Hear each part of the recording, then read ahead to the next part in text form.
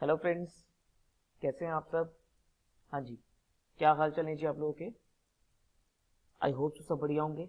चलिए जी, तो chapter number 1 start किया था हमने ऑडिट का, that is nature, objective and scope of audit. एक बेसिक चैप्टर है, ऑडिट समझने के लिए बहुत इंपॉर्टेंट चैप्टर है।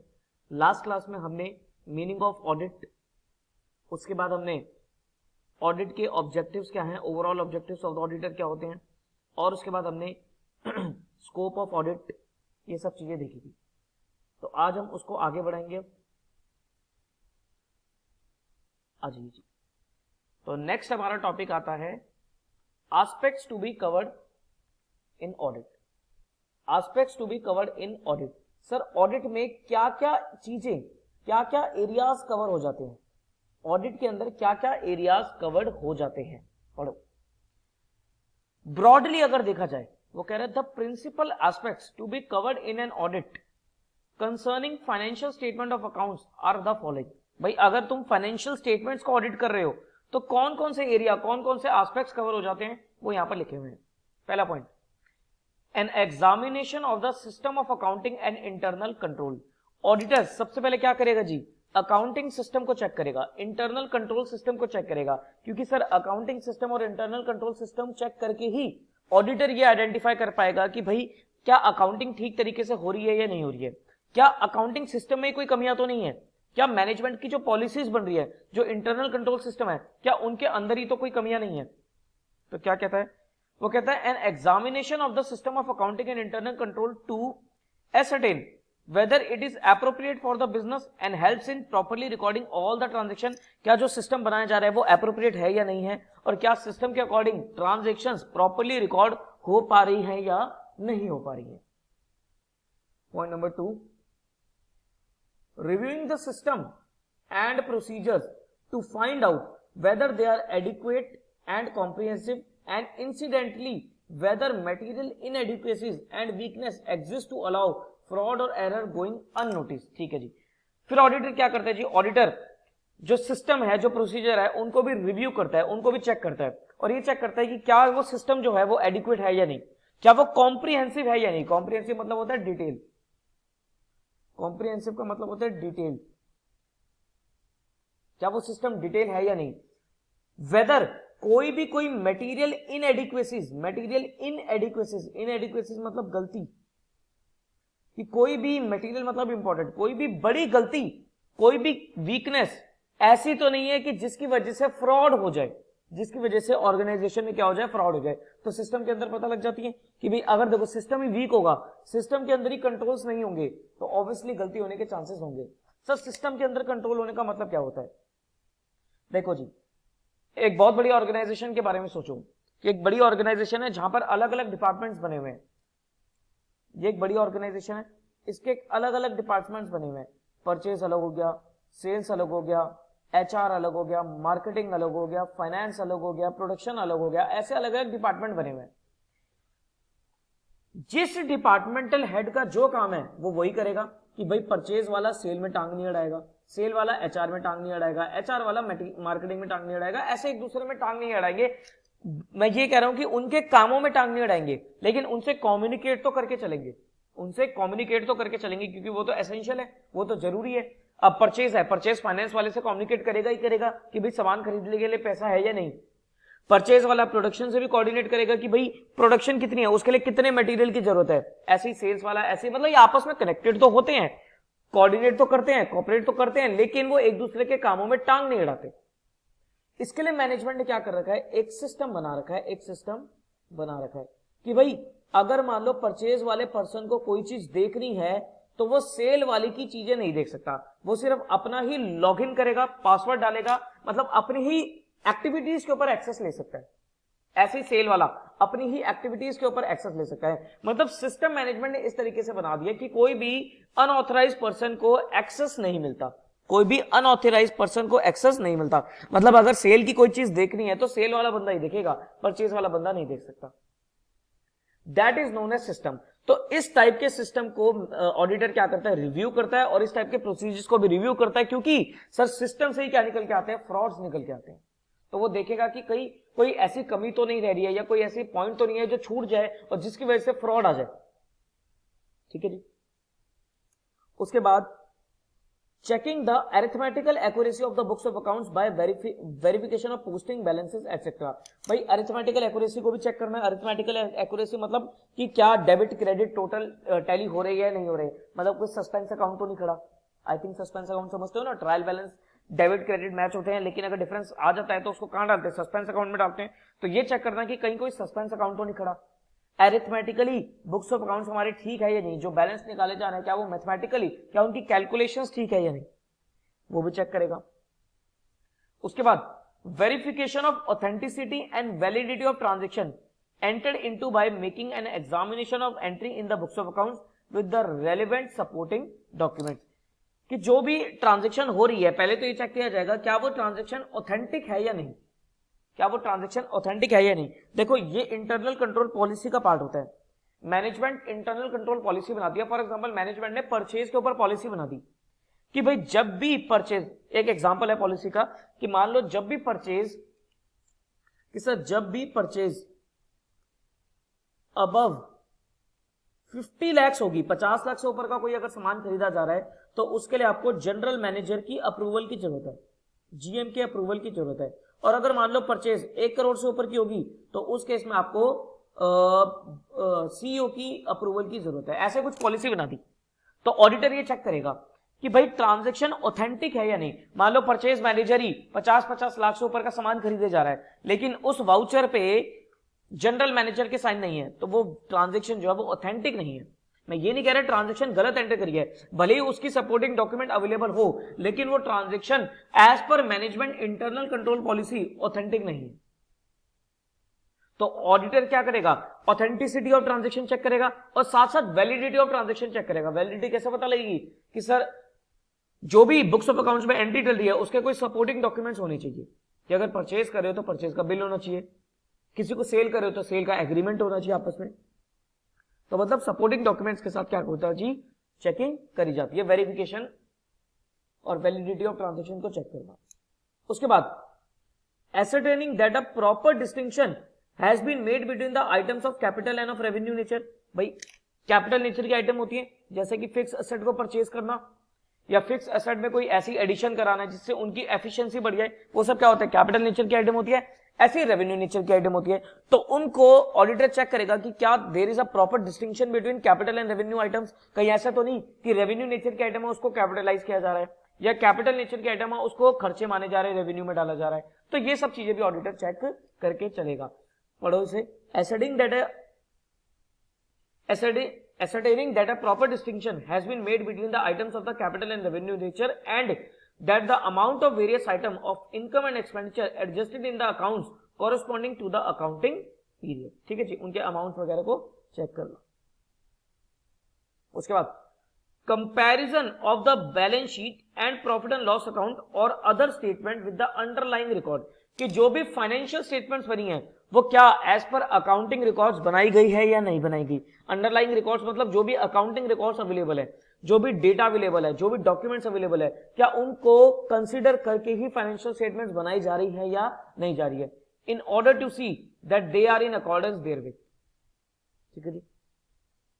उसके बाद verification of title existence and value of assets appearing in the balance sheet कि बैलेंस शीट में जो भी एसेट्स आ रहे हैं उनकी वेरिफिकेशन करना, उनकी टाइटल डीड्स को चेक करना, उनकी एग्जिस्टेंस को चेक करना, उनकी वैल्यू को चेक करना। देखो फिक्स एसेट्स क्या होते हैं, फिक्स एसेट्स होते हैं जैसे land and building, plant and machinery. तो ये जो बड़ी बड़ी फिक्स एसेट होती है ना उनकी वेरिफिकेशन करना। पहले तो ये चेक करो कि जो बैलेंस शीट में फिक्स एसेट्स आ रही है क्या वो फिजिकली एक्चुअली में प्रेजेंट है या नहीं। उसके बाद क्या हमारे पास उसकी वैलिड टाइटल डीड है या नहीं, ओनरशिप है या नहीं। सर जरूरी है ओनरशिप होना, ऐसा जरूरी नहीं है। मान लो कोई आइटम है जिसकी लीगल ओनरशिप आपके पास नहीं है लेकिन पोजेशन है, फिर भी आप उसको एसेट बना सकते हो। जैसे कि आपने कार खरीदा अगेंस्ट कार लोन, तो कार के केस में आपके पास ओनरशिप कब आएगी, जब आप पूरा लोन चुका दोगे। जब आप पूरा लोन चुका दोगे तो उस केस में भी आपको क्या करना है सर, टाइटल डीड को चेक करके चलना है, उसकी वैल्यूएशन को चेक करके चलना है। ठीक है जी। उसके बाद अब ये ऊपर बॉक्स वाला पॉइंट पढ़ाता हूं, verification of liability stated in the balance sheet कि बैलेंस शीट में जो भी लायबिलिटी आ रही है क्या वो एक्चुअल है या नहीं, क्या वो करेक्ट है या नहीं। Checking the result shown by the profit and loss and to see whether the result show are true and fair, कि जो भी प्रॉफिट और लॉस अकाउंट में रिजल्ट आ रहे हैं, मतलब प्रॉफिट आ रहा है या लॉस आ रहा है, क्या वो true and fair picture show कर रहा है या नहीं कर रहा है एंटिटी की। मैं ये नहीं कह रहा कि करेक्ट शो कर रहा है, लेकिन ट्रू एंड फेयर होनी चाहिए, सच्चाई होनी चाहिए और एडिक्वेटली फेयर होनी चाहिए वो।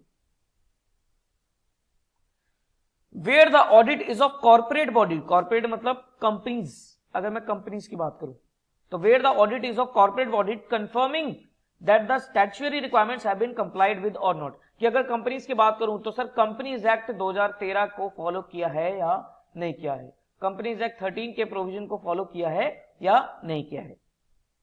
और last but not the least is reporting to the appropriate person और body whether the statement of accounts examining do reveal a true and fair view of the state of affairs and of the profit and loss of the organisation, कि appropriate person को या appropriate body को report करना कि जो भी state of accounts जो भी स्टेटमेंट ऑफ अकाउंट्स हमने चेक करा है, जिनका ऑडिट किया है, क्या वो true and fair picture of the entity show कर रहे हैं या नहीं कर रहे हैं।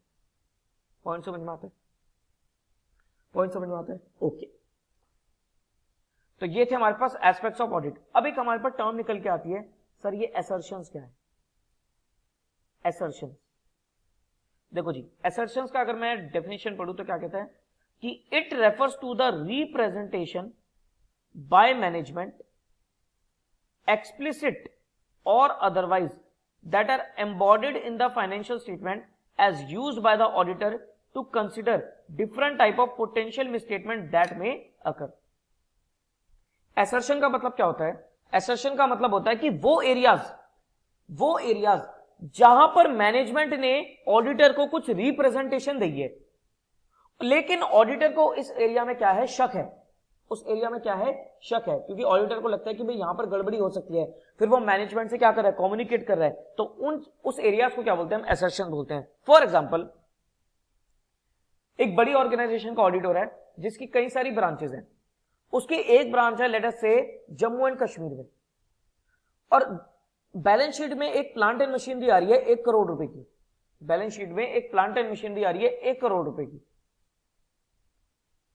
अब बात यह आती है कि सर ये 1 करोड़ की मशीनरी को वेरीफाई करना है, प्रैक्टिकली सोचना है, क्या ये 1 करोड़ की मशीनरी को वेरीफाई करने के लिए ऑडिटर जम्मू एंड कश्मीर जाएगा? बोलो जी, आंसर इज नो, कि सर 1 करोड़ की मशीन को वेरीफाई करने के लिए ऑडिटर जम्मू एंड कश्मीर क्यों जाएगा, टाइम क्यों लगाएगा इतना। तो अब बात यह आती है, सर इस मशीनरी की वेरिफिकेशन होगी कैसे? ऑडिटर मैनेजमेंट से लिखवा लेगा, ऑडिटर मैनेजमेंट से रिप्रेजेंटेशन लेगा, इसको हम बोलते हैं, आप पढ़ोगे इसके ऊपर एक ऐसे होता है रिटर्न रिप्रेजेंटेशन। ऑडिटर मैनेजमेंट से लिखवा लेगा कि भाई आप ये कंफर्म करके दे दो कि आपकी मशीनरी है जम्मू एंड कश्मीर में जिसकी 1 करोड़ रुपए की क्या है, वैल्यू है। अब मैनेजमेंट क्या करेगी, मैनेजमेंट उस पॉइंट को लिख कर दे देगी। अगर मान लो इस एरिया में ऑडिटर को डाउट होता है, ऑडिटर को लगता है कि सर कोई गड़बड़ी हो सकती है, तो उस पॉइंट को, उस एरिया को हम क्या बोलते हैं, असर्शंस बोलते हैं। उस एरिया को क्या बोलते हैं, असर्शन बोलते हैं। तो अब पढ़ो डेफिनेशन।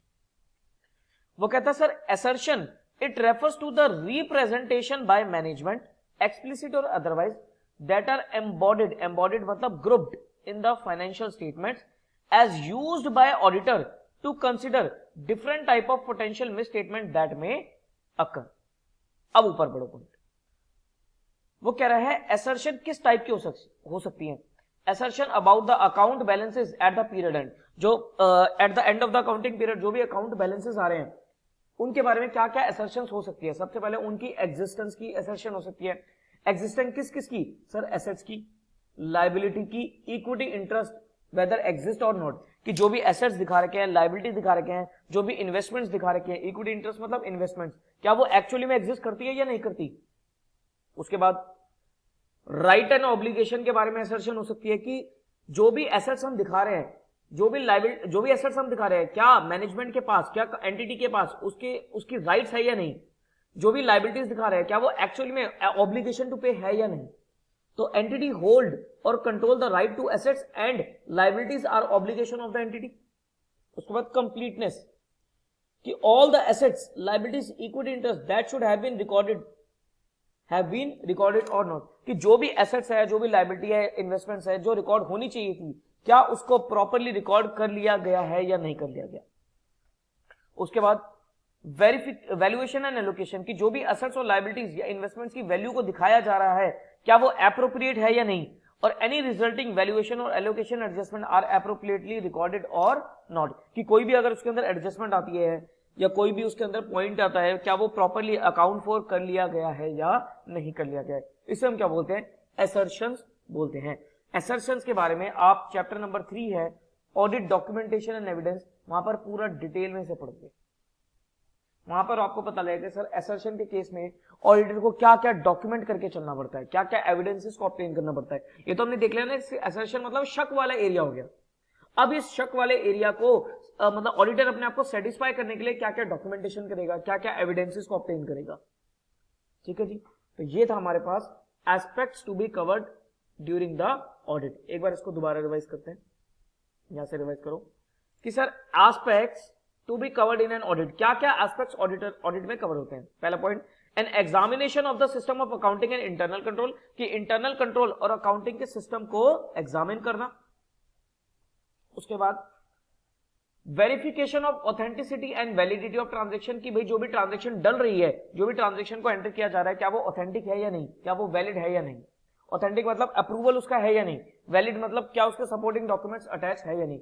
मतलब अगर मैं ऑथेंटिक की बात करूं तो ऑथेंटिक यहां पर बताएगा सर अप्रूवल की बात कर रहा है, और वैलिडिटी मतलब सपोर्टिंग डॉक्यूमेंट्स की बात कर रहे हैं। ठीक है जी। उसके बाद comparison of the items of the financial statement with underlying records, कि जो भी फाइनेंशियल स्टेटमेंट बनाई जा रही है क्या वो रिकॉर्ड से मैच करती है या नहीं करती। उसके बाद verification of the title existence and value of the assets, की जो भी एसेट्स आ रहे हैं उनकी वेरिफिकेशन करना, उनकी टाइटल की वेरिफिकेशन करना, उनकी एग्जिस्टेंस के बारे में वेरिफिकेशन करना, उनकी वैल्यू के बारे में वेरिफिकेशन करना। वेरिफिकेशन ऑफ लायबिलिटीज, क्या लायबिलिटीज करेक्ट है या नहीं, उनकी भी वेरिफिकेशन करना। Checking the result shown by the profit और लॉस, की जो भी प्रॉफिट और लॉस आ रहा है क्या वो true and fair picture show कर रहा है या नहीं कर रहा है। And reporting to the appropriate person और बॉडी, की जो भी हमारे फाइनेंशियल स्टेटमेंट है उनके बारे में एप्रोप्रिएट बॉडी और एप्रोप्रिएट पर्सन को रिपोर्ट करके चलना कि भाई जो भी फाइनेंशियल स्टेटमेंट बनाई जा रही है वो मैनेजमेंट की फाइनेंशियल पोजीशन और परफॉर्मेंस के बारे में ट्रू एंड फेयर पिक्चर दे रही है या नहीं दे रही है। ठीक है, तो ये होता है हमारे पास topic aspects to be covered during an audit.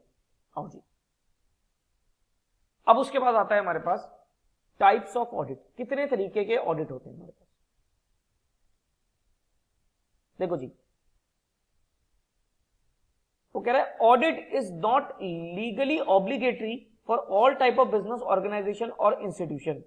On the basis of audit, on this basis audit may be classified under two categories, that is audit required under law और voluntary audit। देखो जो audit होता है ना वो एक compulsory function नहीं है, वो एक मतलब कहते हैं ना लीगली ऑब्लिगेटरी फंक्शन नहीं है। कोई किसी कानून ने नहीं बोला, मतलब हर एक ऑर्गेनाइजेशन के ऊपर किसी कानून ने नहीं बोला। कई बार ऑडिट अपनी मर्जी से भी करवाया जाता है, तो इसलिए ऑडिट को हम दो पार्ट्स में क्लासिफाई करते हैं। एक होता है ऑडिट रिक्वायर्ड अंडर लॉ, कि कोई कानून बोल रहा है ऑडिट करने के लिए, और एक होता है वॉलंटरी ऑडिट, एक होता है वॉलंटरी ऑडिट। ठीक है जी, पहले देखो audit required under law. The organisation which require audit under law are companies govern by the companies act. जितनी भी कंपनीज है तो कंपनीज एक्ट कहता है कि हर एक कंपनी को कंपल्सरीली अपना ऑडिट कराना पड़ेगा by a chartered accountant in practice. ठीक है जी, ऐसे ही बैंकिंग कंपनीज, जितनी भी बैंकिंग कंपनीज है, जितने भी बैंक्स हैं, तो आरबीआई ने बोला हुआ है, बैंकिंग रेगुलेशन एक्ट ने बोला हुआ है कि हर एक बैंकिंग कंपनी को अपना ऑडिट कराना पड़ेगा। ऐसे ही इंश्योरेंस ऑर्गेनाइजेशन है, इंश्योरेंस कंपनीज है, तो IRDA, insurance regulatory development authority, IRDA ने बोला हुआ है कि इंश्योरेंस कंपनीज को अपना ऑडिट कराना पड़ेगा। ऐसे कई सारी बॉडीज आती हैं जो कि किसी स्पेसिफिक एक्ट से कवर हो जाती हैं। ऐसे एक एग्जांपल आता है टैक्स ऑडिट का। टैक्स ऑडिट का आप लोग पढ़ोगे, अभी यहां इतना डिटेल में तो नहीं, लेकिन आप एक सेक्शन नहीं पढ़ लिया होगा आपने शायद, सेक्शन 44A भी पढ़ा होगा इनकम टैक्स एक्ट में, सेक्शन 44A भी पढ़ा होगा। वो सेक्शन 44A भी क्या कहता है, वो कहता है कि अगर मान लो कोई पर्सन है जिसकी टर्नओवर एक्सीड करती है 2 करोड़ या फिर 1 करोड़ से ऊपर, जिसकी टर्नओवर 1 करोड़ से ज्यादा की है, तो कंपल्सरीली उसको अपने बुक्स ऑफ अकाउंट्स का ऑडिट कराना है through a chartered accountant in practice. और अगर कोई पर्सन प्रोफेशनल है, प्रोफेशन कैरी ऑन कर रहा है, तो प्रोफेशन के केस में अगर उसकी ग्रॉस रिसीट्स एक्सीड करती है 25 लाख से ज्यादा, तो उसको अपने बुक्स ऑफ अकाउंट्स का क्या कराना है सर, ऑडिट कराना है। पॉइंट समझ में आता है? तो ये भी क्या आ गया सर, ये कंपल्शन आ गई। तो इस टैक्स ऑडिट को भी हम क्या बोलते हैं, ऑडिट अंडर लॉ। सर कौन से लॉ में टैक्स ऑडिट होता है, इनकम टैक्स एक्ट में। किसमें होता है जी, इनकम टैक्स एक्ट में। ऐसे आप पढ़ोगे जीएसटी ऑडिट, जीएसटी ऑडिट कि सर अगर आपकी टर्नओवर अंडर जीएसटी एक्सीड करती है आई थिंक 2 करोड़ से ऊपर की, तो आपको क्या कराना है, जीएसटी लॉ के अंदर आपको अपना ऑडिट कराना है, सीजीएसटी एक्ट और आईजीएसटी एक्ट के अंदर। ठीक है जी। तो ये सब तो क्या है, ये सब है audit which are required under law, कि किसी कानून ने, किसी एक्ट ने बोला है ऑडिट कराने के लिए। अब कुछ ऑडिट होते हैं वॉलंटरी, अपनी मर्जी से भी ऑडिट कराए जाते हैं। Are the audit of accounts of proprietary entities, कोई प्रोप्राइटरी फर्म है, कोई प्रोप्राइटर है, वो अपना ऑडिट क्या करा सकता है सर, वॉलंटरीली करा सकता है। अब ये मत बोलना सर प्रोप्राइटर पे भी तो टैक्स ऑडिट लग सकता है, फिर वो ऑडिट अंडर लॉ आ जाएगा। प्रोप्राइटर पे भी जीएसटी ऑडिट लग सकता है, वो भी ऑडिट अंडर लॉ आ जाएगा। लेकिन कुछ भी नहीं लग रहा, फिर भी प्रोप्राइटर अपना ऑडिट कराना चाहता है, तो सर करवा सकता है, कोई मना ही नहीं है। कोई पार्टनरशिप फर्म अपना ऑडिट कराना चाहती है, करा सकती है। कोई हिंदू एचयूएफ है, वो अपना ऑडिट कराना चाहता है, करा सकता है। In respect of such accounts, there are no basic legal requirement of audit. Many of such enterprise, as a matter of internal rules, require audit. Some may be required to get their accounts audit on directives of the government for various purposes like sanction of grants, loan, etc. अब बात ये आती है कि sir कोई भी अपना मर्जी से ऑडिट करवाता क्यों है, कोई भी अपना मर्जी से ऑडिट करवाता क्यों है। देखो कई बार क्या होता है कि अगर हमें गवर्नमेंट से ग्रांट चाहिए, सब्सिडी चाहिए, तो गवर्नमेंट कंडीशन लगा देती है। क्या कंडीशन लगा देती है कि किसी सीए से जाकर अपने बुक्स ऑफ अकाउंट्स का ऑडिट करवा के लाओ, किसी सीए से जाकर अपने बुक्स ऑफ अकाउंट्स का ऑडिट करा के लाओ, तो वो भी वॉलंटरी ऑडिट हो गया।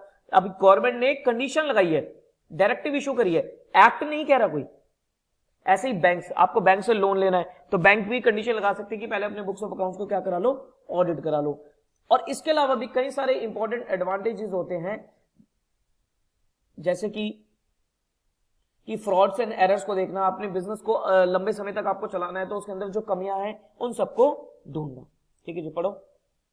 But the important motive for getting the account audited lies in the advantage follow from an independent professional audit.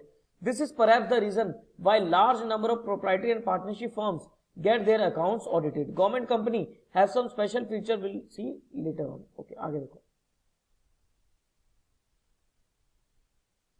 एक बार रीड कर लेते हैं इसे।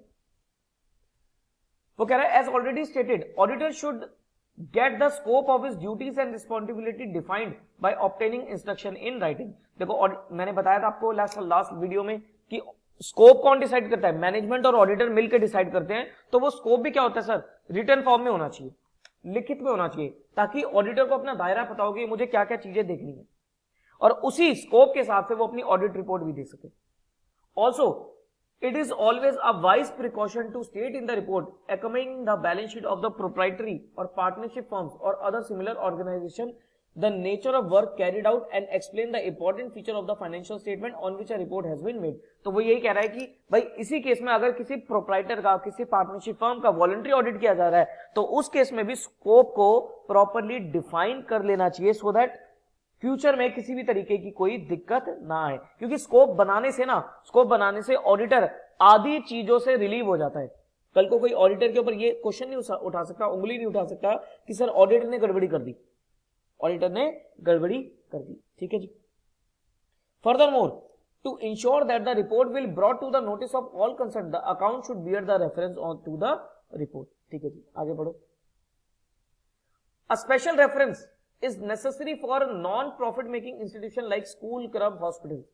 Most of these have some internal rules to govern their affairs and generally a provision about the requirement of audit is inserted. देखो क्या होता है कि जैसे कि स्कूल्स होते हैं, हॉस्पिटल्स, कॉलेज, ये सब कोई ट्रस्ट चलाती है, कोई सोसाइटी चलाती है। अब ये कोई कंपनीज तो होती नहीं है, ये एक नॉन प्रॉफिट ऑर्गेनाइजेशन है, कोई ट्रस्ट या सोसाइटी चलाती है।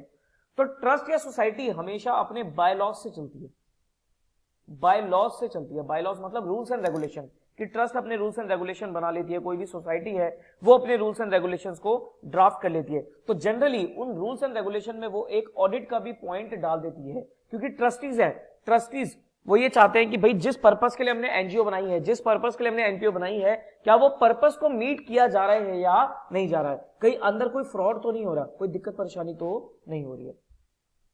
Activity in the nature of business is not altogether ruled out as club may sell drink eatable to the members and their guests, or school may have endowed agriculture property to yield income. What makes them distinct is the absence of the question of division of profit. Any surplus which may arise can only be used for achieving the objective of the institution. देखो अब इसमें audit कराना compulsory क्यों करवा देते लोग, वो ये कहते हैं कि भाई जिस पर्पस के लिए हमने एनजीओ बनाया है वहां पर अगर कोई प्रॉफिट या सरप्लस निकल के आ रहा है, जैसे आपको नहीं पढ़ा होगा ना, अकाउंट्स ऑफ एनजीओ बनाए होंगे तो वहां पर सरप्लस निकल के आता था। सरप्लस मतलब excess of donations over expenses, कि सर डोनेशन ज्यादा है खर्चे कम है, तो सरप्लस निकल के आएगा। तो सरप्लस को कभी भी ट्रस्टीज या मेंबर्स ऑफ द ट्रस्ट बांटते नहीं आपस में, वो हमेशा यूटिलाइज कर लिया जाता है for the purpose of achieving the objective of that organisation. ऐसी educational institutions, hospital, association etcetera, irrespective of any internal rules, get their accounts audited because most of them enjoy government or municipal grants, and generally for this purpose audited accounts are insisted upon. अब देखो government grants वगैरह देती है, जितने भी educational institution है, hospitals है, जो भी सरकारी स्कूल्स वगैरह होते हैं, सरकारी हॉस्पिटल वगैरह होते हैं, उनको फंडिंग कहां से आती है, उनको ज्यादा से ज्यादा फंडिंग आती है गवर्नमेंट से। अब गवर्नमेंट उनके ऊपर कंडीशन लगा देती है कि भैया ऑडिट करवाओ हर साल, नहीं तो हम जो ग्रांट हमने दिया ना वो वापसी मांग लेंगे। तो इस पर्पस के लिए भी उनको ऑडिट कराना पड़ जाता है। ठीक है जी, आगे देखो, ट्रस्ट की बात कर रहा है वो। Trust stands on a slightly different footing, these में बी पब्लिक ट्रस्ट और अ प्राइवेट ट्रस्ट। एक होता है public trust, general public trust होता है, और एक होता है प्राइवेट ट्रस्ट, प्राइवेट कुछ लोगों ने मिलकर ट्रस्ट बनाया। Trust carry on the business as well. In majority of the cases trustees are private person. Trust generally have two classes of beneficiaries, beneficiary मतलब जो फायदा उठाते हैं, tenants for life and remainders. Person to whom accounts are of the supreme importance are often widows and minors who can not criticise the accounts in any effective manner. ठीक है जी, देखो जी trust क्या होता है, ट्रस्ट प्राइवेट ट्रस्ट भी होते हैं और पब्लिक ट्रस्ट भी होते हैं। अब देखो ट्रस्ट के ऊपर ना कई सारे लोग डिपेंडेंट है, कि ट्रस्ट के ऊपर जो ट्रस्ट के अकाउंट्स है वो अगर कोई विडो पर्सन है, कोई माइनर है, उनके लिए बहुत रेलिवेंट हो जाएंगे। फॉर एग्जांपल एक पर्सन है, वो ट्रस्टी है किसी ट्रस्ट में, उसकी डेथ हो जाती है, तो सर उसकी जो वाइफ है, जो विडो हो गई है, वो जरूर उस ट्रस्ट से उम्मीद रखेगी कि भाई मेरे को कुछ कॉम्पेंसेशन मिल जाए, भाई मेरे पति ने इतने साल इस ट्रस्ट को दे दिए, तो वो उम्मीद तो रखेगी ना कि भाई मेरे को कुछ ना कुछ ट्रस्ट फायदा तो दे, कुछ पैसे तो दे। Although audit of trust except for public trust is not compulsory, most of the trust did contain the clause of the audit। देखो अगेन ये बात आती है कि सर ट्रस्ट के अंदर ऑडिट की कोई कंपल्शन नहीं है, लेकिन फिर भी ट्रस्ट के जो रूल्स एंड रेगुलेशन होते हैं, जो ट्रस्ट डीड होती है, सोसाइटी में बायलॉज होते हैं और ट्रस्ट में होती है ट्रस्ट डीड, तो ट्रस्ट डीड के अंदर ही ट्रस्टीज मिलकर एक ऑडिट का प्रोविजन डाल देते हैं कि भाई हर साल हम अपने क्या करेंगे, अकाउंट्स को ऑडिट करेंगे। Private trustees also recognize the advantage of the audit in their own interest, since any erroneous treatment in the accounts for which they might be personally liable will be pointed out by the auditor। कि भाई private trust है तो private trustees भी कोई भी किसी भी तरीके की कोई गड़बड़ी ना हो, कोई परेशानी ना हो, कि भाई अकाउंट्स में कोई एरर तो नहीं है, कोई फ्रॉड तो नहीं होने वाला, इन सब से बचने के लिए, ऐसी कोई किसी लाइबिलिटी से बचने के लिए अपने बुक्स ऑफ अकाउंट्स का ऑडिट कराना पसंद करते हैं। ठीक है जी, तो ये जो पैराग्राफ्स है इनको बस एक बार रीड कर लेना, कोई इतना रेलेवेंट नहीं है। हाँ वो चीज रेलेवेंट थी कि ऑडिट कितने तरीके के हैं, ऑडिट दो तरीके के हैं, audit is required under law और एक होता है audit voluntary audit. Audit is required under law मतलब कोई कानून बोल रहा है, जैसे कंपनीज को कंपनीज एक्ट बोलता है, बैंक्स को आरबीआई बोलता है, इंश्योरेंस कंपनीज को आईआरडीए बोलता है, ऐसे टैक्स ऑडिट होता है इनकम टैक्स के अंदर लिमिट के हिसाब से, ऐसे जीएसटी ऑडिट होता है सीजीएसटी एक्ट के अंदर लिमिट के हिसाब से। और उसके अलावा होता है वॉलंटरी ऑडिट, जैसे कोई प्रोप्राइटर अपना ऑडिट करा रहा है, कोई पार्टनरशिप फर्म अपना ऑडिट करा रही है, कोई सोसाइटी, कोई ट्रस्ट, कोई एनजीओ अपने ऑडिट करा रहे हैं। अब ये ऑडिट क्यों होता है सर? ग्रांट्स मिलती है तो ग्रांट्स के चक्कर में ऑडिट कराने पड़ जाते हैं, कई बार बैंक से लोन लेना है तो ऑडिट कराना पड़ जाता है। और फिर भी ये सब भी नहीं है तो सर अपनी सेटिस्फेक्शन के लिए कि भाई मेरे अकाउंट्स में कोई गड़बड़ी तो नहीं है, कोई एरर और फ्रॉड तो नहीं है, उन सबको मिटिगेट करने के लिए, उन सबको खत्म करने के लिए ऑडिट करवाए जाते हैं। क्लियर है पॉइंट? बताइए, क्लियर है पॉइंट? हाँ जी। तो ये था हमारा topic about types of audit. Next topic पे advantages of audit of financial statement, कि सर क्या फायदे हैं ऑडिट कराने के, क्या एडवांटेजेस हैं, क्या फायदे हैं।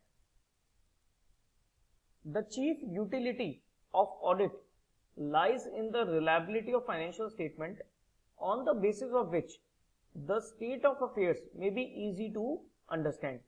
Apart from this obvious utility, there are other advantages of audit. देखो वो कह रहा है कि मेनली अगर मैं एडवांटेज की बात करूं, मेनली एडवांटेजेस क्या है कि सर ऑडिट से रिलायबिलिटी ऑफ फाइनेंशियल स्टेटमेंट बढ़ जाती है।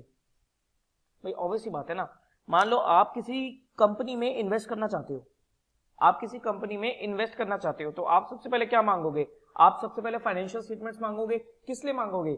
ये चेक करने के लिए कि सर ये एंटिटी कैसी परफॉर्म करती है, इसका परफॉर्मेंस कैसी है, इसकी फाइनेंशियल पोजीशन कैसी है, इसके असेट्स और लायबिलिटीज किस हिसाब से है। तो एक आपके सामने रख दी अनऑडिटेड फाइनेंशियल स्टेटमेंट और एक रख दी ऑडिटेड फाइनेंशियल स्टेटमेंट, तो आप किसके ऊपर रिलाय करोगे? सर ऑब्वियसली ऑडिटेड के ऊपर रिलाय करेंगे।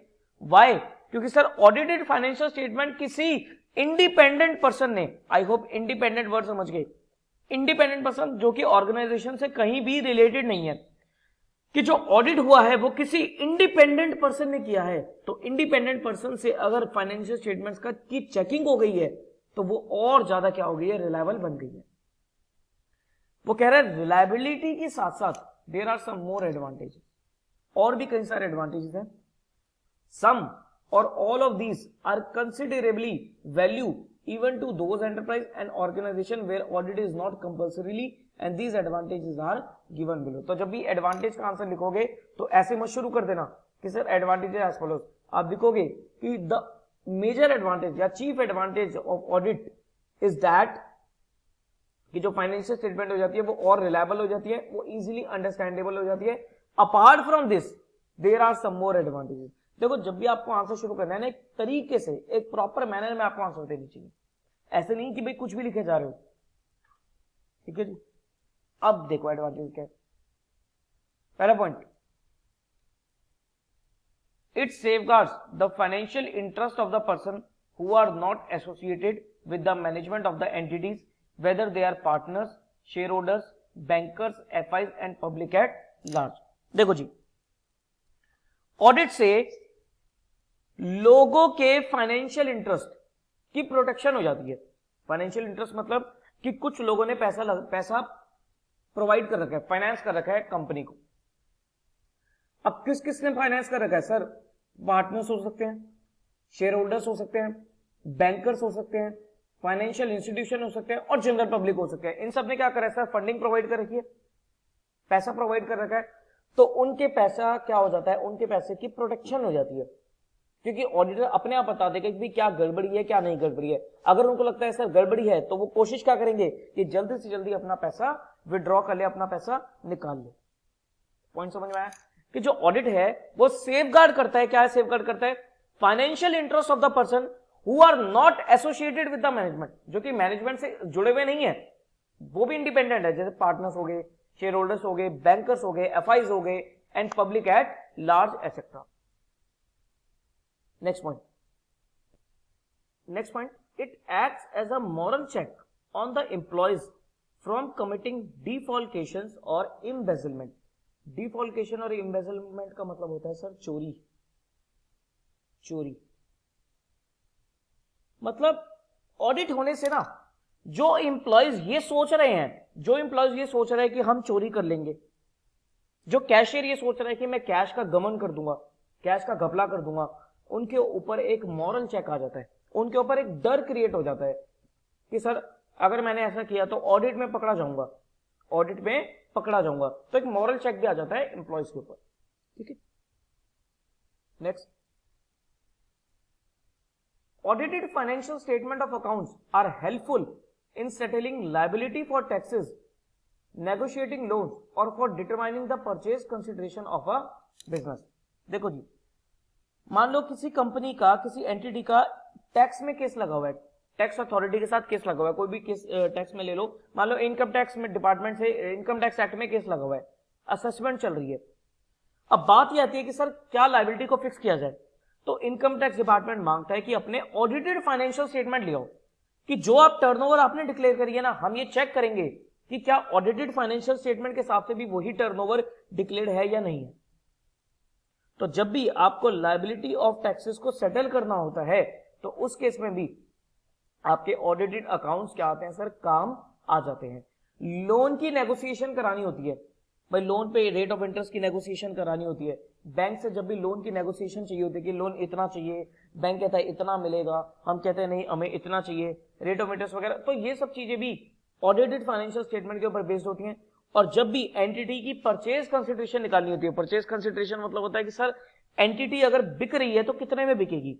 फॉर एग्जांपल एक कंपनी मान लो एक्स लिमिटेड खरीदना चाहती है वाई लिमिटेड को, X company wants to purchase Y limited. आप एक चैप्टर पढ़ोगे अकाउंट्स में अपने, अमालगमेशंस वगैरह, वहां पर मर्जर्स, टेक ओवर्स, एक्विजिशंस, वो सब इसी को ही कहते हैं। मान लो एक कंपनी दूसरी कंपनी को खरीदना चाहती है, तो उस केस में क्या होगा सर, जो कंपनी एक्स लिमिटेड है वो वाई लिमिटेड को खरीदने के लिए कुछ पेमेंट करेगी। अब बात यह आती है कि सर एक्स लिमिटेड वाई को कितना पे करे, तो वाई की बैलेंस शीट के हिसाब से पे करेगी कि सर बैलेंस शीट क्या कह रही है उसकी, कितने एसेट्स है और कितनी लायबिलिटीज है, उसी के हिसाब से तो पेमेंट होगी ना।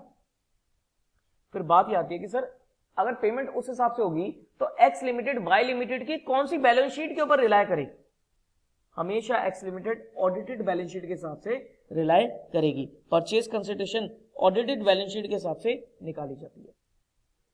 ठीक है जी, आगे देखो, these are also useful for settling the trade dispute for higher wages or bonus as well as claim in respect of damage suffered by property by fire or some other calamity। ठीक है जी, मान लो dispute चल रहा है, dispute चल रहा है with respect to wages और बोनस। मान लो लेबर ने कोर्ट में केस डाल रखा है वेजेस बढ़वाने का या बोनस डिक्लेयर करवाने का, तो उस केस में केसेस की जो सेटलमेंट होती है वो किस बेसिस पे होती है, अकाउंट्स के बेसिस पे होती है। कोर्ट मांगेगा ना कि भाई आपने कितना पे कर दिया, क्या ये जो लोग मांग रहे हैं क्या आपने एक्चुअली में उन्हें पे कर दिया या नहीं कर दिया है, तो उस केस में फाइनेंशियल स्टेटमेंट हमेशा ऑडिटेड मांगी जाती है। उसके बाद अगर मान लो कोई प्रॉपर्टी में डैमेज आ गया, कोई फायर की वजह से प्रॉपर्टी का नुकसान हो गया, तो क्लेम अप्लाई करते हैं, कंपनी क्या करती है, इंश्योरेंस क्लेम अप्लाई करती है। तो इंश्योरेंस कंपनी भी क्या मांगती है, ऑडिटेड अकाउंट्स मांगती है कि सर ऑडिटेड अकाउंट्स के हिसाब से आपका जो स्टॉक जला है या प्रॉपर्टी जली है वो कितने रुपए की थी, उस हिसाब से हम क्लेम देंगे। ठीक है जी, तो ये जितने भी डिस्प्यूट्स होते हैं इनकी सेटलमेंट करने के लिए ऑडिटेड अकाउंट्स हेल्प करते हैं।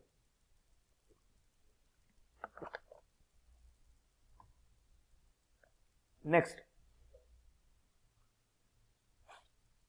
an audit can also help in detection of wastage and losses to show the different ways by which it might be checked, especially those that occur due to absence or inadequacy of internal check and internal control measure। ठीक है जी, वो कह रहा है कोई भी vestiges है, कोई भी लॉसेज है, कोई भी नुकसान है जो कि इंटरनल कंट्रोल या इंटरनल चेक सिस्टम में पकड़ में नहीं आ सके, वो ऑडिट में पकड़ में आ जाते हैं। वो ऑडिट में क्या हो जाते हैं सर, डिटेक्ट हो जाते हैं। भाई कई सारे ऐसे एरर्स होते हैं, कई सारे ऐसे फ्रॉड होते हैं जो हमारे कंट्रोल सिस्टम में पकड़ में नहीं आ पा रहे, क्योंकि हमारा कंट्रोल सिस्टम वीक है, हमारा इंटरनल चेकिंग का जो सिस्टम है वो वीक है, लेकिन वो ऑडिट में क्या हो जाते हैं, डिटेक्ट हो जाते हैं। ठीक है जी, उसके बाद audit ascertain whether the necessary books of accounts and allied records have been properly kept and helps the client in making good deficiencies or inadequacies in respect। वो कह रहा है ऑडिट से ये पता लगता है कि जो जो भी बुक्स ऑफ अकाउंट्स को मेंटेन करना चाहिए था या जो जो भी रिकॉर्ड्स नेसेसरी है क्या वो प्रॉपरली मेंटेन्ड है या नहीं है। इसकी वजह से जो कोई भी अगर डेफिशिएंसी आ रही है क्लाइंट के अंदर, कोई भी इनएडिक्वेसीज आ रही हैं तो वो सब चीजें भी क्या हो जाती है सर, खत्म हो जाती है। ठीक है जी। अच्छा, इस लाइन का मतलब क्या हुआ, help the client in making good deficiency और इनएडिक्वेसीज इन रिस्पेक्ट। वो कह रहा है कोई भी अगर डेफिशिएंसी और इनएडिक्वेसीज आ रही है सामने, उसको गुड करना, गुड मतलब हो गया यहां पर करेक्ट करना, उसको करेक्ट करने में काम आती है। ठीक है जी। उसके बाद audit works as an appraisal function. Appraisal function मतलब audit review the existence and operation of the various control in the organisation and report weakness and inadequacies etcetera in them. Appraisal function मतलब sir चीजों को सामने लेके आना, चीजों को सामने लेके आना, उठाना चीजों को। तो ऑडिट हमेशा, ऑडिट में क्या क्या चेक हो जाते हैं sir, internal control system check हो जाता है, ऑपरेटिंग सिस्टम चेक हो जाता है, वेरियस कंट्रोल्स चेक हो जाते हैं, उसके अंदर कोई कमियां है, वीकनेसेस है, कोई इनएडिक्वेसीज है, वो भी सामने निकल के आ जाती है। तो इसलिए ऑडिट को क्या बोला जाता है, audit is an appraisal function. ठीक है जी। तो ये पॉइंट आप कर लेना हाईलाइट कि ऑडिट क्या है, audit is an appraisal function. आगे, audited accounts are of great help in settlement of the accounts at the time of admission or death of a partner. कि सर किसी पार्टनर का एडमिशन हो रहा है, किसी पार्टनर का एडमिशन हो रहा है या उसकी डेथ हो रही है, तो उस केस में सर ऑडिटेड अकाउंट्स काफी काम आते हैं। अब मान लो पार्टनर को एडमिट किया जा रहा है तो पार्टनर से पैसे मंगवाए जाते हैं, जो नया पार्टनर है उससे पैसे मंगवाए जाते हैं। अब बात क्या थी कि सर नया पार्टनर कितने रुपए लेके आए, वो लेके आएगा भाई, पुराने पार्टनर्स क्या बोलेंगे कि हमारी नेटवर्थ इतनी है, हमारी गुडविल इतनी है, इस हिसाब से पैसे लिया हो। तो जो नया पार्टनर है वो ये बोलेगा ना कि भाई मैं आपकी बातों पर रिलाय नहीं करता, आप अपने अकाउंट्स को ऑडिट करा लो, आप अपने अकाउंट्स को ऑडिट करा लो, वो जो कहेंगे उस हिसाब से मैं पैसे कंट्रीब्यूट कर दूंगा। ऐसी रिटायरमेंट और डेथ कि कोई पार्टनर छोड़ के जा रहा है फर्म, तो वो पैसे मांगेगा फर्म से, तो वो कितने पैसे मांगा है, वो कहेगा कि भैया बाकी मैं दोनों पार्टनर पर विश्वास नहीं करता, अकाउंट्स को ऑडिट करा लो, जो ऑडिटर बोलेगा उस हिसाब से मुझे मेरे पैसे दे देना। ठीक है जी। उसके बाद गवर्नमेंट में require that audited and certified statement before it gives assistance or issue a licence of a particular trade. कि कोई सारे ट्रेड लाइसेंसेस लेने पड़ते हैं, जैसे कोई फार्मा कंपनी है तो फार्मा कंपनी को ड्रग लाइसेंस लेना पड़ता है, ऐसे कई सारे लाइसेंसेस अप्लाई करने पड़ते हैं। तो उस टाइप के लाइसेंसेस को लेने के लिए, जैसे आपको इंश्योरेंस कंपनी बनानी है तो IRDA से लाइसेंस लेना पड़ेगा, आपको बैंकिंग कंपनी बनानी है तो सर RBI से लाइसेंस लेना पड़ेगा। तो वो सारे के सारे लाइसेंस ऑडिटेड अकाउंट्स के ऊपर बेस्ड ही मिलते हैं, क्योंकि उनके लाइसेंस के क्राइटेरिया में लिखा होता है कि सर इतनी टर्नओवर होनी चाहिए, इतनी कैपिटल होनी चाहिए। अब कोई भी पर्सन बैंक को प्रूव, मतलब बैंक के सामने अपनी फाइनेंशियल स्टेटमेंट रख दे कि सर ये लो मैंने लिख के दे दी टर्नओवर, ये लो मैंने अपनी कैपिटल लिख के दे दी, तो बैंक या कोई भी अथॉरिटी है वो उसके ऊपर रिलाय नहीं करेगी, वो कहेगी ऑडिट करवा के लाओ, then only I will rely on that. Point समझ में आया?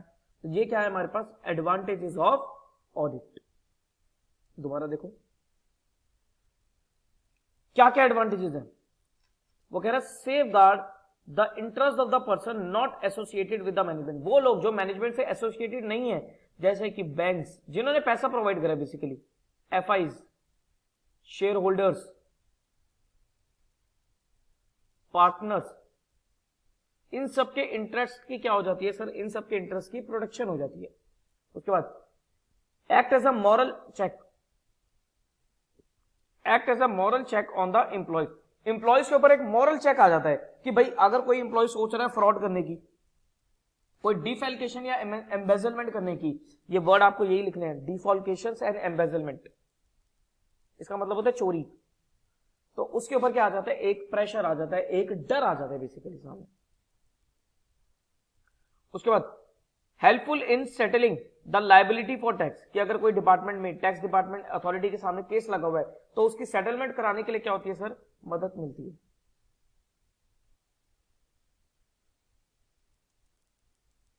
आगे useful in settling the trade disputes, की सर अगर कोर्ट में कोई ट्रेड डिस्प्यूट चल रहा है, कोई झगड़ा चल रहा है, उस मसले को भी सॉल्व कराने के लिए ऑडिटेड अकाउंट्स काम आ जाते हैं।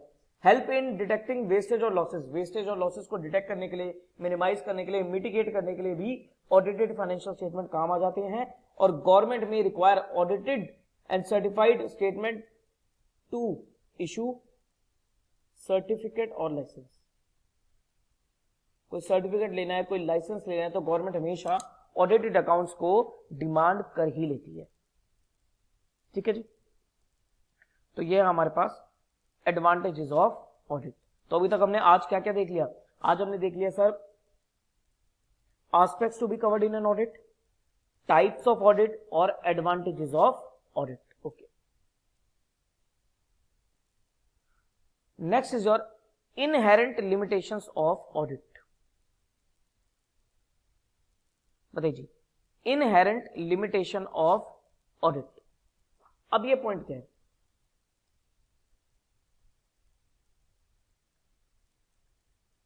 वेरी वेरी इंपॉर्टेंट, काफी इंपॉर्टेंट टॉपिक है ये, inherent limitations of audit.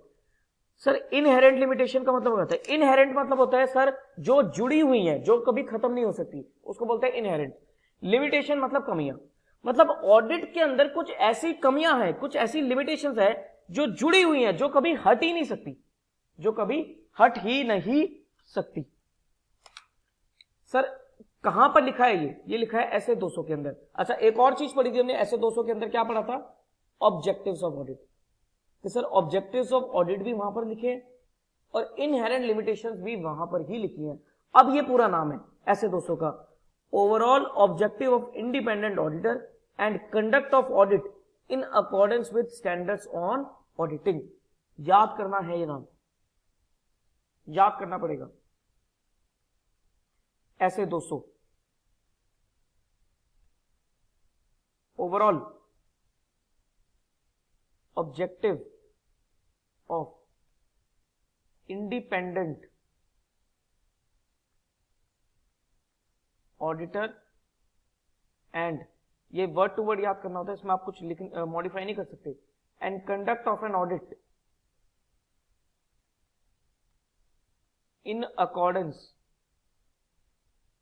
With standards on auditing.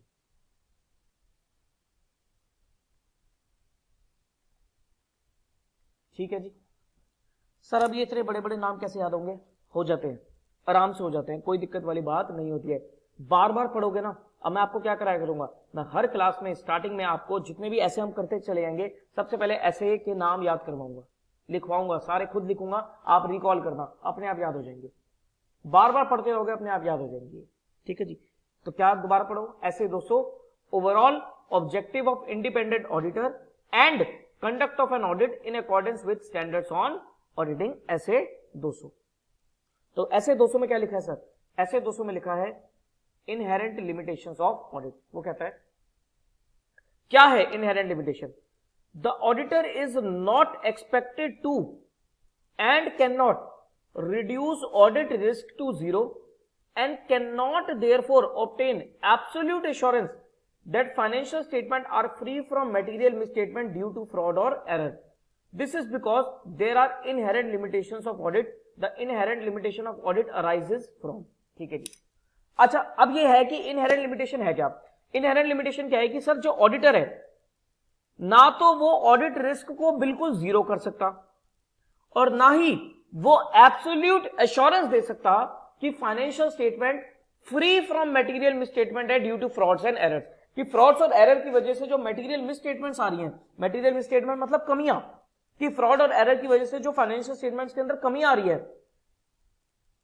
रही है, तो उन चीजों को फ्री करने के ऊपर एब्सोल्यूट एश्योरेंस नहीं दे सकता और ऑडिट रिस्क को वो जीरो भी नहीं कर सकता। क्योंकि सर ऑडिट क्या होता है? जो ऑडिट सैंपल बेसिस पे चेक होता है। ऑडिट क्या होता है सर? सैंपल बेसिस पे होता है। एक एक चीज को डिटेल में चेक करना, उसको ऑडिट नहीं बोलते, उसको ऑडिट नहीं बोलते, उसको बोलते हैं इन्वेस्टिगेशन, उसको बोलते हैं इन्वेस्टिगेशन। वो आगे जाके हम पढ़ेंगे इन्वेस्टिगेशन के बारे में। डिटेल्ड चेकिंग को, हर एक पॉइंट को डिटेल चेक करते हैं, उसको बोलते हैं इन्वेस्टिगेशन। सीबीआई का नाम सुना आपने? Central bureau of investigation. आप बचपन में वो तो अभी भी आता है, खैर सीआईडी देखते होंगे। सर सीआईडी क्या है? वो सीबीआई तो है एक तरीके से। वो क्या करते हैं? वो जिस भी एरिया को उन्होंने पकड़ लिया उसकी डिटेल में चले जाते हैं, बाल की खाल निकालते हैं। वो क्या कर रहे हैं सर? वो इन्वेस्टिगेशन करते हैं। लेकिन आप फाइनेंशियल स्टेटमेंट्स का क्या करते हो एज अ ऑडिटर? आप क्या करते हो? आप ऑडिट करते हो। ऑडिट करने का मतलब ये नहीं है कि आप डिटेल में चले जाओ। ऑडिट करने का मतलब है कि सर आप अपनी प्रोफेशनल एक्सपीरियंस से, प्रोफेशनल एक्सपर्टीज से फाइनेंशियल स्टेटमेंट को चेक करते हो और उनके ऊपर अपना ओपिनियन देते हो कि whether these financial statements are true and fair or not. ठीक है जी। तो इस वजह से ऑडिटर कभी भी ऑडिट रिस्क को जीरो नहीं कर सकता और कभी भी वो एब्सोल्यूट एश्योरेंस नहीं दे सकता। ध्यान रखना, एब्सोल्यूट एश्योरेंस नहीं दे सकता। सर एब्सोल्यूट नहीं दे सकता, इसका मतलब क्या दे सकता है वो हमेशा रीजनेबल एश्योरेंस देता है। क्या देता है वो? रीजनेबल एश्योरेंस देता है that financial statement are free from material misstatement due to fraud और एरर्स।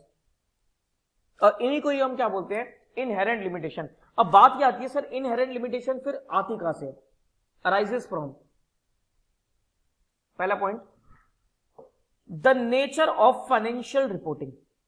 फाइनेंशियल रिपोर्टिंग मतलब अपने अकाउंट्स को रिपोर्ट करना, अपनी फाइनेंशियल स्टेटमेंट्स को रिपोर्ट करना, प्रेजेंट करना। वो कह रहे हैं the preparation of the financial statement involves judgement by the management by applying the requirement of the entity's applicable financial reporting framework. Applicable financial reporting framework, FRF. FRF मतलब वो framework जो कि एंटिटी अप्लाई करती है to prepare and present its financial statement. FRF का मतलब क्या हुआ? लिख लो, framework which is applied by entity to prepare and present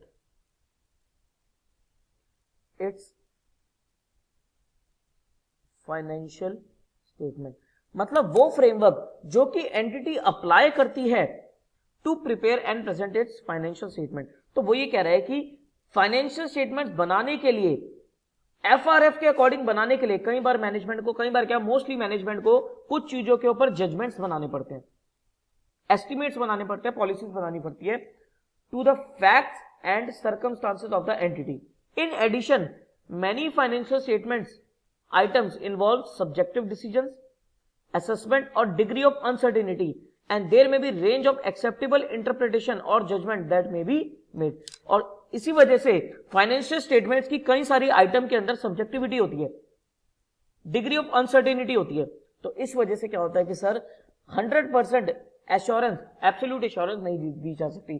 sir example के तौर पे एक एग्जांपल लेते हैं, समझ जाओगे आप इजीली। फिक्स्ड एसेट्स के ऊपर डेप्रिसिएशन लगाना, एफए के ऊपर डेप्रिसिएशन लगाना। अब बात क्या आती है सर, डेप्रिसिएशन कौन से मेथड से लगाना है? मैनेजमेंट डिसाइड करेगी, मैनेजमेंट अपनी जजमेंट के हिसाब से डिसाइड करेगी, अपनी एंटिटी के एफआरएफ के हिसाब से डिसाइड करेगी, क्या रेट लगाना है डिसाइड करेगी। ऐसे डेटर्स के ऊपर प्रोविजन बनाना है या नहीं बनाना, प्रोविजन फॉर डाउटफुल डेट्स बनाना है या नहीं बनाना, मैनेजमेंट डिसाइड करेगी। किस रेट पे बनाना है, मैनेजमेंट डिसाइड करेगी। तो ये सारी चीजें क्या आ गई सर, इन सब चीजों के अंदर सब्जेक्टिविटी है, कोई एक्यूरेसी थोड़ी ना ये चीज, ये सब्जेक्टिविटी है। मैनेजमेंट अपने जजमेंट के हिसाब से, एंटिटी के नेचर के हिसाब से, एफआरएफ फाइनेंशियल रिपोर्टिंग फ्रेमवर्क के नेचर के हिसाब से ये चीजें डिसाइड करी है। सर एफआरएफ क्या है? एफआरएफ वो फ्रेमवर्क है which is applied by entity to present and prepare its financial statement. मतलब फाइनेंशियल स्टेटमेंट बनाने के लिए हम क्या फ्रेमवर्क को अडॉप्ट कर रहे हैं, क्या फ्रेमवर्क को अडॉप्ट कर रहे हैं। सर अकाउंटिंग स्टैंडर्ड्स को फॉलो करना, क्या ये फ्रेमवर्क है? आंसर इज यस, ये फ्रेमवर्क है। लिस्टेड कंपनीज इंड एस को फॉलो करती है, क्या ये फ्रेमवर्क है? आंसर इज ये भी फ्रेमवर्क है। सर कंपनीज, जो जितनी भी कंपनीज हैं वो शेड्यूल 3 को फॉलो करती हैं, क्या ये फ्रेमवर्क है? आंसर इज ये भी फ्रेमवर्क है। सर जितने भी बैंक्स हैं वो financial statement as per RBI के फॉर्मेट्स के हिसाब से बनाते हैं, क्या ये फ्रेमवर्क है? आंसर इज ये भी फ्रेमवर्क है। तो framework to framework, framework to framework sir entity का नेचर बदल जाता है। There are lots of framework और lots of judgement made by the management, जिसकी वजह से एक्यूरेसी नहीं मिल पाती। तो पहला पॉइंट क्या आ गया सर, इनहेरेंट लिमिटेशन क्यों अराइज होती है? Because of the nature of financial reporting. Clear point. Next point is inherent limitation arise because of nature of audit procedures, कि जो भी ऑडिट प्रोसीजर एंटिटी अडॉप्ट कर रही है उनके नेचर की वजह से।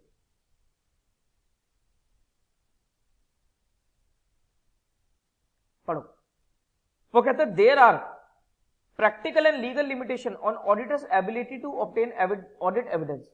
तो कई बार क्या होता है कि एविडेंस ऑब्टेन कर पाना इतना आसान नहीं होता, टफ हो जाता है। For example there is the possibility that the management or other may not provide intentionally or unintentionally the complete information that is relevant to the preparation and presentation of financial statement or that has been requested by the auditor. देखो कई बार क्या होता है कि management पूरी detail information provide नहीं कर रही, फाइनेंशियल स्टेटमेंट बनाने के लिए जो भी डिटेल इंफॉर्मेशन चाहिए वो मैनेजमेंट प्रोवाइड नहीं करना चाहती, इंटेंशनली भी या कई बार अनइंटेंशनली भी हो जाता है कि सर वो प्रोवाइड नहीं कर पा रही। सर मान लो जैसे कोई एंटिटी की जो पूरी टीम है वो बहुत ज्यादा बिजी है या कुछ ऐसे सर्कमस्टांस आ गया, जैसे अभी कोविड की सिचुएशन आ गई है, कोविड के टाइम पे अगर कोई ऑडिट चल रहा है तो सर हो सकता है मैनेजमेंट पूरी तरीके से इंफॉर्मेशन ना प्रोवाइड कर पाए, तो ये भी तो एक इनहेरेंट लिमिटेशन बन जाएगी। क्यों? क्योंकि ऑडिटर प्रॉपरली ऑडिट एविडेंस को ऑब्टेन नहीं कर पा रहा, उसको बस ओपिनियन देना पड़ रहा है, तो सर ये भी तो एक कमी बन रही है। उसके बाद फ्रॉड में involve sophisticated and carefully organized scheme designed to conceal it. Therefore, ये underline कर लेना, important point.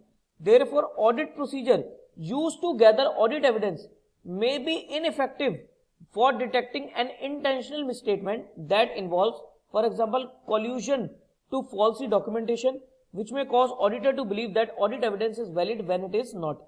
The auditor is neither trained or nor expected to be expert in authentication of documents. बहुत ही बढ़िया पॉइंट। वो कहता है sir जिसको fraud करना है ना, जिसको फ्रॉड करना है वो तो सर हमेशा, अब देखो प्रैक्टिकली चीजें सोच लो भैया, जिसने चोरी करने की सोच ली, जिसने फ्रॉड करने की सोच ली, चोरी करने की सोच ली, क्या वो कोई कमी छोड़ेगा?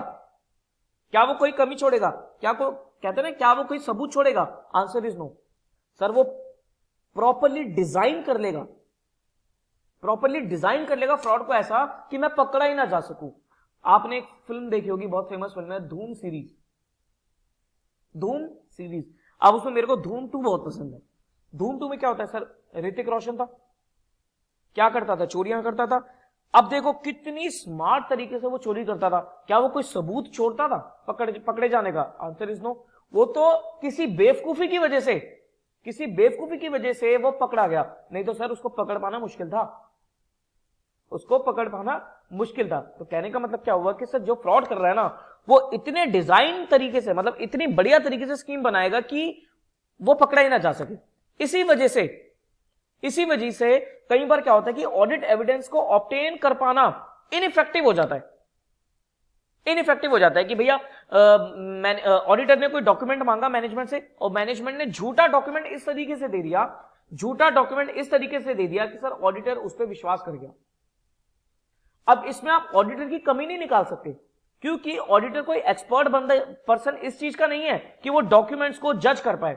ऑडिटर अपने एरिया में एक्सपर्ट है, ऑडिटर ऑडिट करने में एक्सपर्ट है, डॉक्यूमेंट्स की ऑथेंटिकेशन में, डॉक्यूमेंट्स के ऊपर ओपिनियन देने में या डॉक्यूमेंट्स को वेरीफाई करने में वो ट्रेंड नहीं है।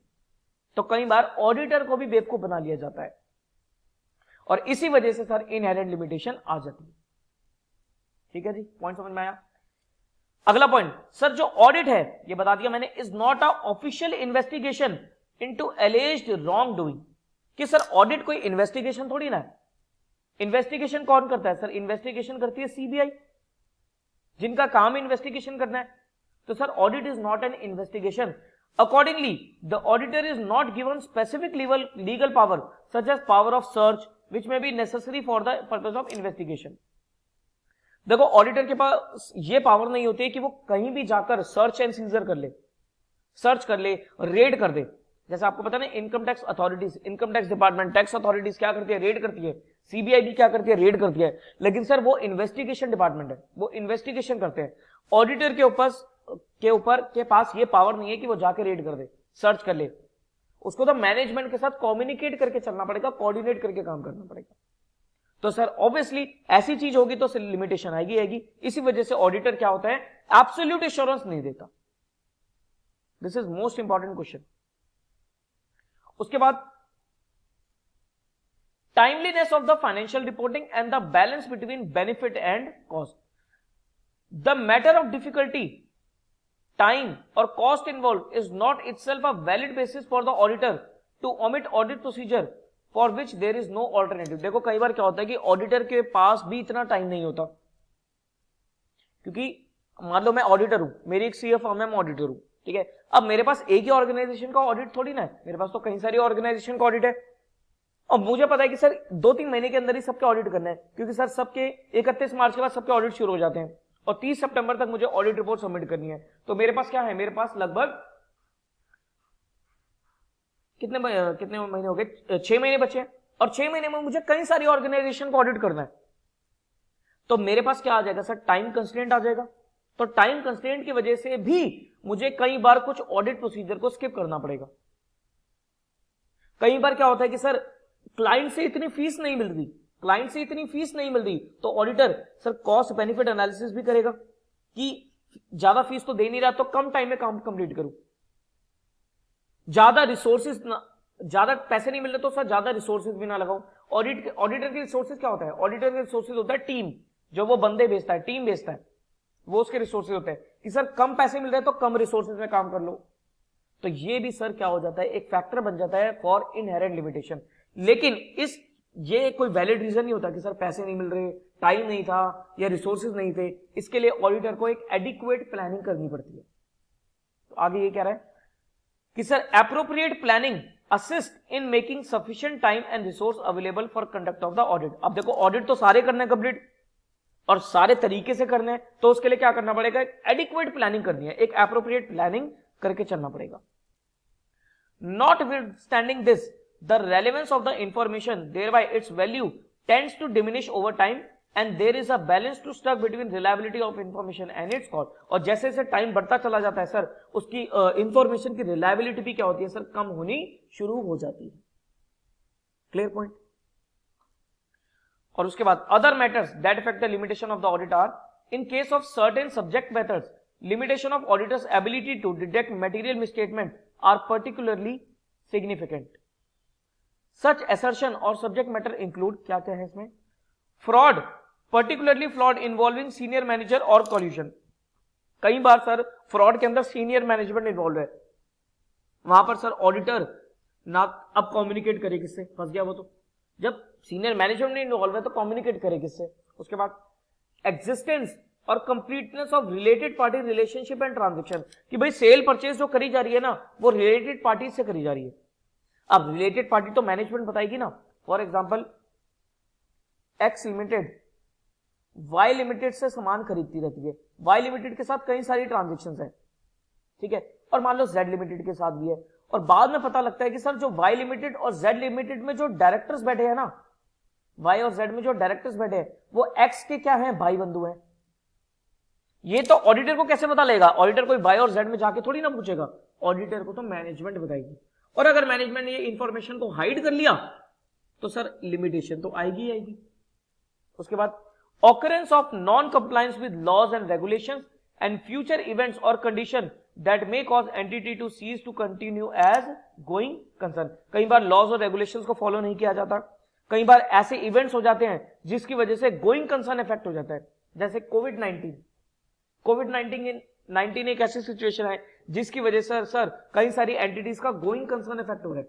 अब कोविड-19 की वजह से सर वो एंटिटी बिल्कुल ही खत्म हो गई, उनका काम धंधा बिल्कुल चौपट हो गया। तो काम धंधा चौपट होने का मतलब क्या हुआ सर, बिजनेस इफेक्ट हो गया। बिजनेस इफेक्ट हो गया मतलब गोइंग कंसर्न इफेक्ट हो गई। ठीक है जी, पॉइंट समझ में आया। तो ये था हमारा topic inherent limitations of audit. तो क्या क्या देखा सर, इनहेरेंट लिमिटेशंस क्या है।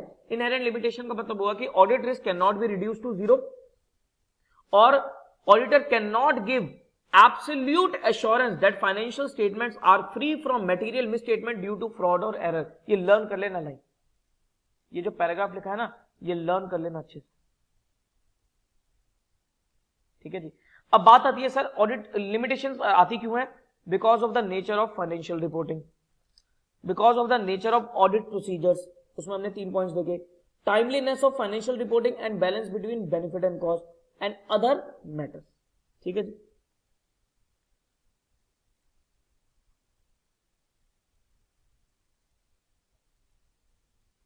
ठीक है जी, तो ये इसके बारे में दे रखा है, एक बार इसको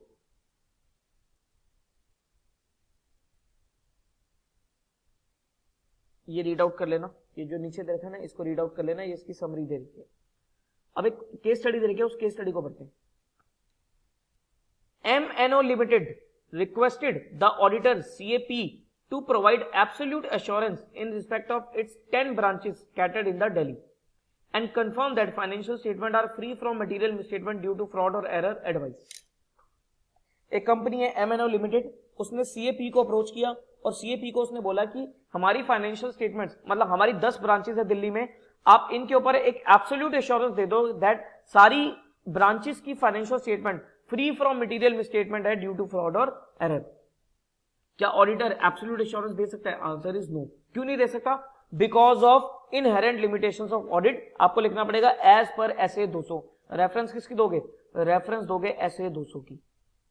SA 200 का नाम sir, overall objective of the independent auditor and conduct of an audit in accordance with standards on auditing. You have to learn this. ठीक है, आप पढ़ लेते हैं। वो कह रहे हैं the auditor is not expected to और cannot reduce the audit risk to zero and can not therefore obtain absolute assurance that the financial statement are free from material misstatement due to fraud और error. This is because there are inherent limitations of an audit which results in most of the audit evidence on which the auditor draw conclusion based on auditor's opinion being persuasive rather than conclusive. In the view of the above, CAP cannot provide absolute assurance to MNO Limited in respect of its 10 branches. Point समझ में आया? चलो, तो हमारा आज का lecture होता है यहीं पर ही खत्म। एक बार देख लेते हैं कि हमने इस चैप्टर में क्या क्या देख लिया। हमने टॉपिक्स अभी तक देख लिए। मीनिंग ऑफ ऑडिट,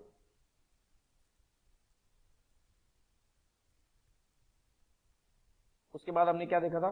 उसके बाद हमने एक क्वेश्चन देखा था। क्या क्वेश्चन देखा था बताइए जी? क्वेश्चन का नाम याद है? हाँ जी, क्वेश्चन था कि that how would auditor satisfy himself that financial statement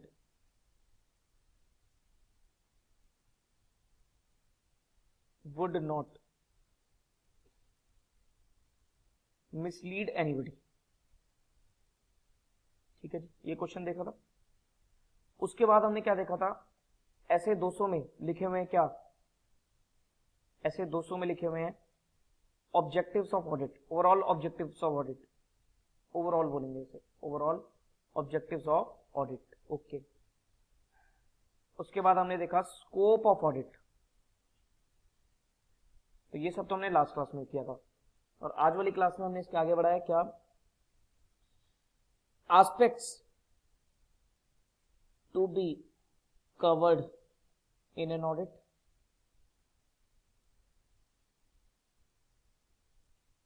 और ये क्या देखा हमने एस्पेक्ट्स के बाद? बोलिए, एस्पेक्ट्स के बाद हमने देखा एडवांटेजेस ऑफ ऑडिट,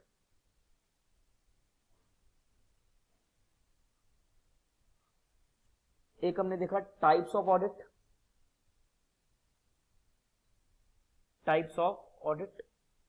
और फिर अगेन हमने ऐसे 200 फिर लेके आए और हमने ऐसे 200 के रेफरेंस में पढ़ा inherent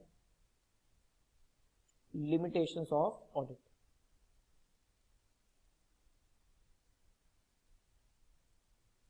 This is very important। वैसे तो ये सारे इंपॉर्टेंट टॉपिक्स हैं, कहीं से भी कुछ भी क्वेश्चन आ सकता है। ये पूरा चैप्टर इंपॉर्टेंट है आपका, बेसिक चैप्टर। ठीक है जी, चलो। सो बाकी के हम टॉपिक्स को नेक्स्ट वीडियो में कंटिन्यू करेंगे। ठीक है जी, करना क्या है आपको? वीडियो देखकर सारे कॉन्सेप्ट्स को, सारे पॉइंट्स को दोबारा पढ़ना, पुराना भी रिवाइज करना चाहो पुराना भी रिवाइज कर सकते हो, लेकिन रीड एक बार जरूर करना है लेटेस्ट वाला।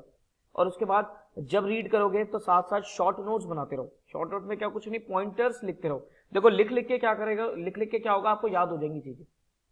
ठीक है जी, चलिए फिर मिलेंगे नेक्स्ट वीडियो में। Till then take care of yourself, bye bye.